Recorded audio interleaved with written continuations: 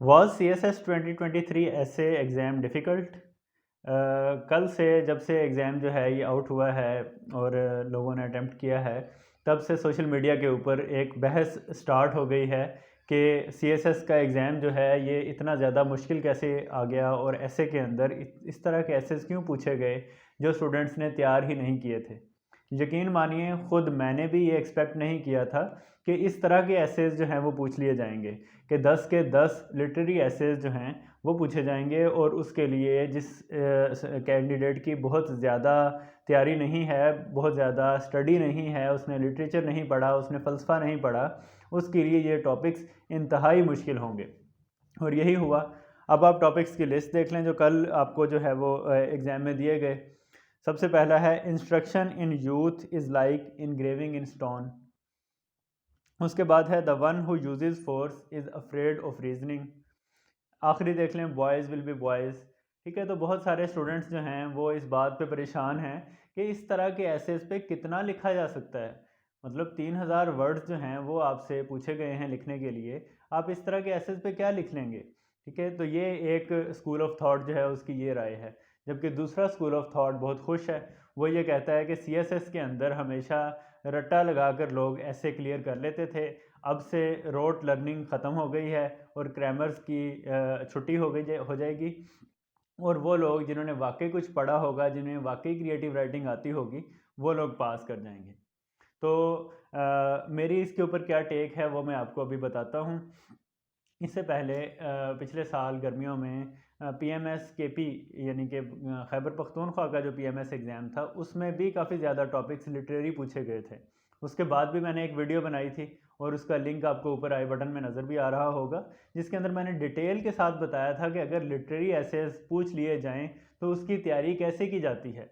लेकिन जाहिर है कि हम सारे लोग जो हैं वो ज़्यादा फोकस करते हैं अपनी इंग्लिश बेहतर करने पे, अपने बेसिक राइटिंग स्टाइल को इम्प्रूव करने में। ठीक है, और सादा सादा से टॉपिक जैसे कि एजुकेशन, एनर्जी, इकोनॉमी, इस तरह के टॉपिक्स तैयार करते हैं जो डिफरेंट दूसरे सब्जेक्ट्स के अंदर भी आपको काम आते हैं। ठीक है, लेकिन मैंने उस वीडियो के अंदर ये बताया था कि अगर इस तरह के टॉपिक्स ना आएँ, फिर आप किस तरीके के साथ अपनी तैयारी अच्छी कर सकते हैं। आप उस वीडियो को ज़रूर देखिएगा, उसका लिंक अभी भी आपको नज़र आ रहा होगा। तो उसके अंदर मैंने स्टेप बाय स्टेप गाइड बताई है कि अगर आपके पास ज़्यादा टाइम हो तो आप क्या-क्या चीज़ें पढ़ेंगे, कौन-कौन सी किताबें पढ़ेंगे, जिसमें स्टेप बाय स्टेप आप लोग 3 स्टेप्स मैंने बताए थे कि पहले स्टेप में क्या पढ़ना है, दूसरे स्टेप में क्या पढ़ना है, तीसरे स्टेप में क्या पढ़ना है, ताकि आपके पास ऐसे आर्गुमेंट्स पैदा हों, ऐसे आर्गुमेंट्स आ जाएँ कि किसी भी तरह का ऐसे आपसे पूछ लिया जाए तो आप उसको लिख सकें। ये तो खैर आपकी आगे से तैयारी होगी। मैं एक्सपेक्ट करूँगा कि आज के बाद से आप सब लोग जो हैं वो वाली बुक्स पढ़ना स्टार्ट कर देंगे और अपनी प्रैक्टिस भी उस तरह से करेंगे। दूसरा जो मैं बात करना चाहता हूँ वो इस पेपर के एक-एक टॉपिक को देखते हैं और ये देखते हैं कि इसमें क्या लिखा जा सकता था और कितना मुश्किल था ये, और कितना आसान था, और कौन सी चीज़ें किस तरह से की जाती तो आपका एटलीस्ट 2500 वर्ड्स का ऐसे बन जाता। तो टॉपिक नंबर 1 जो है, instruction in youth is like engraving in stone. तो इसके अंदर उसने ये बताया है कि मतलब आपने इस पे आर्गूमेंट्स देने हैं कि अगर जवानी के अंदर अच्छी तरबियत हो जाए, जवानी के अंदर आपको अच्छी लर्निंग हो जाए, आपको अच्छी इंस्ट्रक्शंस मिल जाएं, आप उसको अडॉप्ट कर लें, तो वो पक्की हो जाती हैं और वो ताहयात चलती हैं। तो इस यानी कि इस ऐसे के अंदर आपने लिखना था ट्रेनिंग की इम्पोर्टेंस के ऊपर, आपने लिखना था एजुकेशन की इम्पोर्टेंस के अंदर, आपने इसके ऊपर लिखना था कि किस तरीके से आप अपने यूथ को कारआमद बना सकते हैं। ठीक है, तो इसमें दो मेन फैक्टर्स आ सकते थे, एक यूथ बल्ज और उसको कैसे ट्रेन करना है, और दूसरा ये कि उस ट्रेनिंग का फ़ायदा क्या होता है। ठीक है, अगर थोड़ा सा आप इसको आसान तरीके से लिखना चाहें, अगर आप इसको फिलोसॉफिकली लिखना चाहें तो इसी स्टेटमेंट को बढ़ा सकते हैं, ज़ाहिर है उसके लिए फिर आपको बहुत ज़्यादा स्टडी चाहिए होगी, लेकिन आपके करंट रिसोर्सेज जो आपको पता थे उसके उसके अंदर अगर आप करते तो आप एजुकेशन की, यूनिवर्सिटी की, ट्रेनिंग्स की, इस तरह की चीज़ों की जो है वो अहमियत वो लिखते। अच्छा, सेकंड ऐसे है the one who uses force is afraid of reasoning. ये तो आप सी एस एस के जो स्टूडेंट्स हैं वो चलें ठीक है, आप इसको फ़िलोसॉफ़िकली ना लें, आप इसको फैक्चुअली लें कि दुनिया के अंदर क्या चल रहा है। आप देखते हैं कि दुनिया के अंदर एक सबसे बड़ी पावर है अमेरिका, वो भी यूज़ ऑफ फोर्स करती है। एक बड़ी पावर है रशिया, वो भी यूज़ ऑफ फोर्स करती है, चाइना भी यूज़ ऑफ फोर्स करती है, सऊदी अरेबिया और ईरान भी यूज़ ऑफ फोर्स करते हैं। तो आपने ये प्रूव करना था कि वो रीजनिंग नहीं कर पाते क्योंकि वो राइट ट्रैक पे नहीं होते, इसलिए उन्हें अपनी फोर्स यूज़ करनी पड़ती है।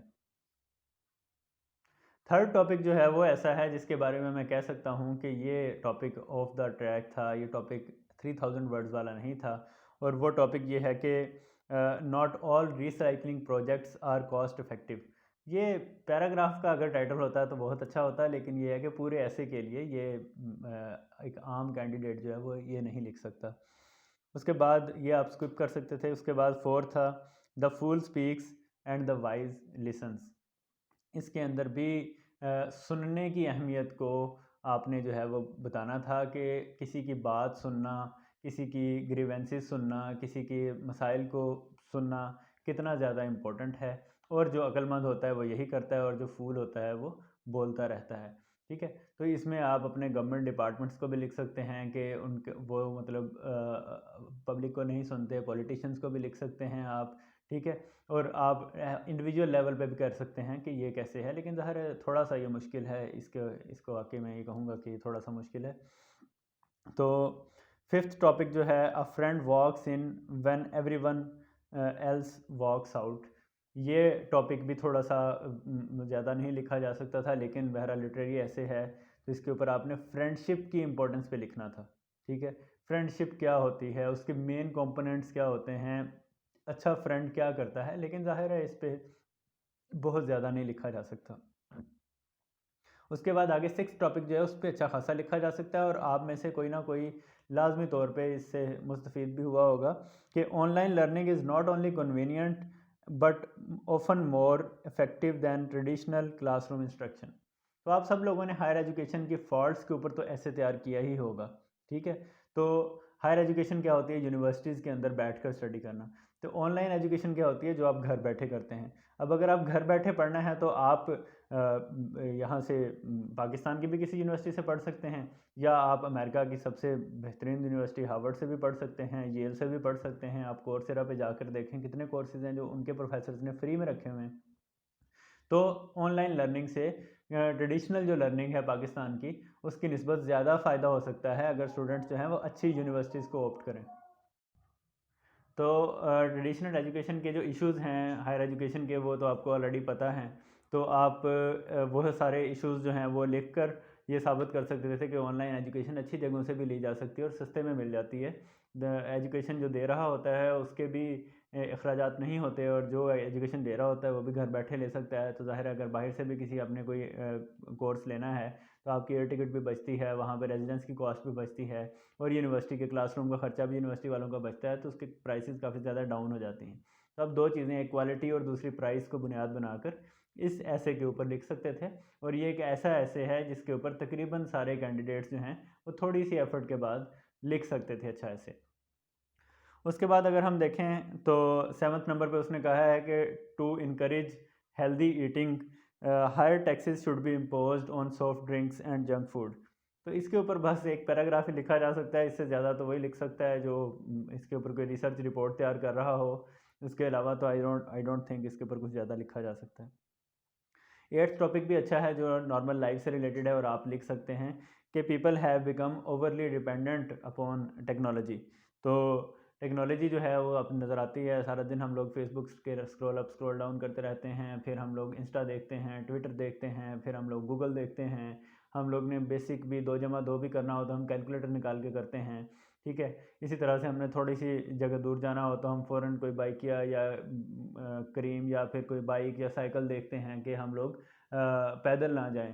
तो people have become overly dependent upon technology, ये एक रियलिटी है और हमें इसके बारे में लिखना होगा। और अगर आपने युवल नोआ हरारी की बुक्स पढ़ी हों तो आप बहुत ज़्यादा अच्छे तरीके से लिख सकते हैं। अगर आपने नाम भी पढ़ी हों तो आप अपने इर्द गिर्द से ही बहुत सारी एग्जांपल्स दे सकते हैं। तो नाइन्थ टॉपिक जो है वो ये है कि both parents should assume equal responsibility in raising a child. ये भी थोड़ा सा डिफ़िकल्ट टॉपिक है, इस पर भी बहुत ज़्यादा नहीं लिखा जा सकता, इसलिए इसे स्किप किया जा सकता था। और टेंथ टॉपिक तो बहुत ही ओपन एंडेड है, बॉयज़ विल बी बॉयज़। ये एक असल में मुहावरा है अंग्रेज़ी ज़ुबान का, जिसका मतलब ये होता है कि लड़कों ने तो शरारतें करनी ही होती हैं, लड़के तो लड़के ही बनेंगे, यानी कि वही करेंगे। अब इसको किस तरह से आप कंस्ट्रू कर सकते हैं वॉइस से मुराद आप क्या लेते हैं, इसके अलावा जो है आप इसको कैसे एड्रेस कर सकते हैं, क्या आप इसे मेल शोविनिज़्म की तरफ लेके जा सकते हैं, क्या आप इसे एंटी फेमिनिज़म स्टांस कह सकते हैं, या आप सिंपल ये कह सकते हैं कि यूथ जो होती है वो कभी भी काबू नहीं आती किसी के। ठीक है, ये एक ओपन एंडेड टॉपिक था और इस टॉपिक को जो है अटेम्प्ट करना बहुत मुश्किल था, मैं ये मानता हूँ, और बहुत सारे लोग इस पे बहुत सारी मीम्स भी बना रहे हैं। तो ये जो 10 टॉपिक्स हैं ये इनकी डिटेल मैंने बता दी आपको। अब मैं आपको ये बताता हूँ कि क्या वजह होती है कि हमारे स्टूडेंट्स इस तरह के एसेज तैयार नहीं करते, और बीइंग एन एसे टीचर जिसने अपने स्टूडेंट्स को कोई गेस भी नहीं दिया था कि इस तरह का पेपर आएगा, मैं ये बताना चाहता हूँ कि लिटरेरी एसेज तैयार करना स्टूडेंट्स के लिए क्यों मुश्किल होता है। उसकी वजह ये होती है कि हमारे जितने भी स्टूडेंट्स, मैंने तकरीबन 1000 स्टूडेंट्स को पढ़ाया होगा ऐसे इस ईयर के अंदर, यानी कि जून 2022 से लेकर अब तक जनवरी 2023 तक।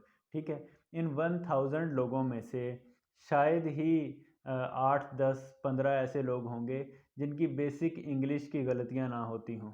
बाकी सारे ऐसे स्टूडेंट्स हैं जिनकी is, am, are, present indefinite tense, future indefinite tense, sentence making की बेसिक जो इश्यूज़ हैं, प्रेपोजिशंस के, कनेक्टर्स के, ये गलतियाँ होती हैं। तो जो ऐसे चेक करने वाला टीचर होता है उसका मैक्सिमम टाइम जो कंज्यूम होता है वो इन छोटी छोटी गलतियों को निकालने में होता है, जो कि आपकी 6th क्लास में भी नहीं होनी चाहिए थी अगर आपने सही तरीके से टेंसेस पढ़ लिए होते, या एटलीस्ट एफएससी में भी नहीं होनी चाहिए थे। फिर तो उसके बाद बीएस आया, उसके बाद आपने आगे तैयारी भी की सीएसएस की, तो ये गलतियाँ तो नहीं होनी चाहिए, लेकिन हमारे स्टूडेंट्स करते हैं। तो फिर सीएसएस का ऐसे तैयार करवाने वाले पहले स्टेप के ऊपर यही करते हैं कि उनकी गलतियाँ निकालते हैं ताकि वो दोबारा ना करें। लेकिन मसला ये होता है कि अगला जब ऐसे आता है तो स्टूडेंट्स फिर दोबारा वही गलतियाँ करते हैं, फिर दोबारा टीचर का यही टाइम कंज्यूम होता है, उसके बाद तीसरी बार जब आता है तो फिर यही करते हैं।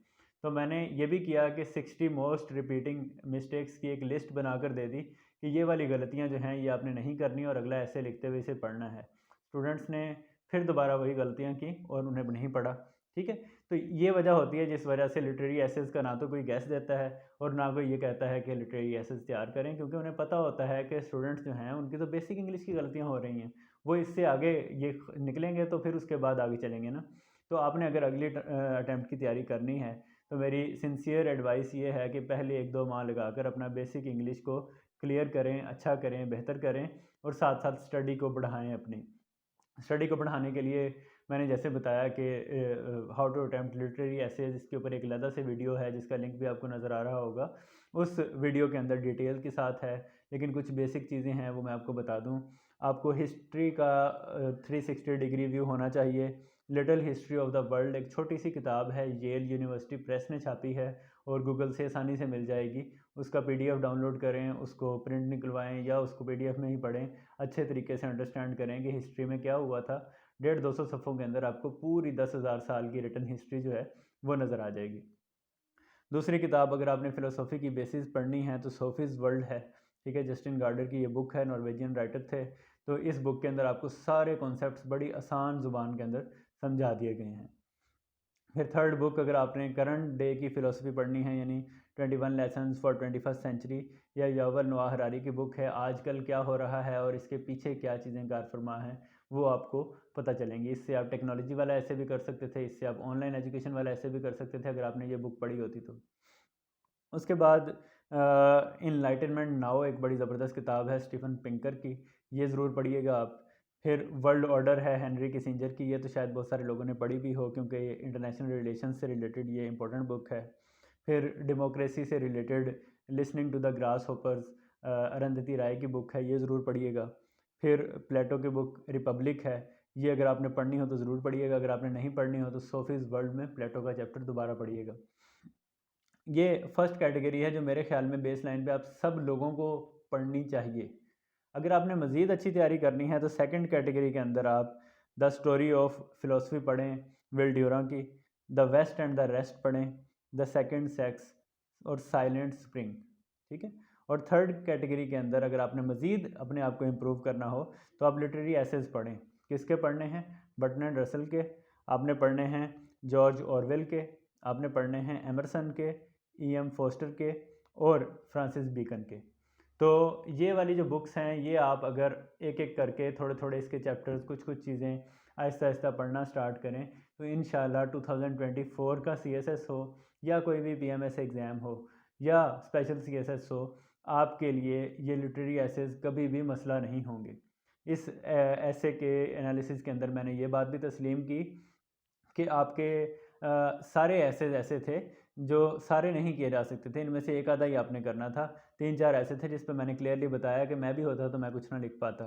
लेकिन जो 6 ऐसे थे वो टेक्नोलॉजी वाला, ऑनलाइन एजुकेशन वाला या फिर और 1-2 ऐसे जो मैंने बताए वो ऐसे ऐसे थे जिसके ऊपर लिखा जा सकता था। इसलिए अगर आप कहें कि CSS 2023 का ऐसे डिफ़िकल्ट था, ऐसे का पेपर, तो मैं कहूँगा कि डिफ़िकल्ट नहीं था, नॉर्मल था, दरमियाना था, क्योंकि उसका एक पार्ट नहीं किया जा सकता था लेकिन चॉइस भी थी और जो पार्ट किया जा सकता था वो भी आपको करना चाहिए था। और अगर आप ये चाहते हैं कि लिटरेरी एसेस को डिटेल के साथ कैसे तैयार किया जाए और कौन कौन सी बुक्स इंपॉर्टेंट हैं पढ़ना, तो उसके लिए मैंने जैसे बताया है कि ऑलरेडी एक वीडियो मैंने बना दी हुई है। तो होपफुली आपको ये ऐसे का जो कंपैरिजन है इससे काफ़ी ज़्यादा हेल्प मिली होगी और लीड्स मिली होंगी कि आपने अगला पेपर के लिए ऐसे कैसे तैयार करना है।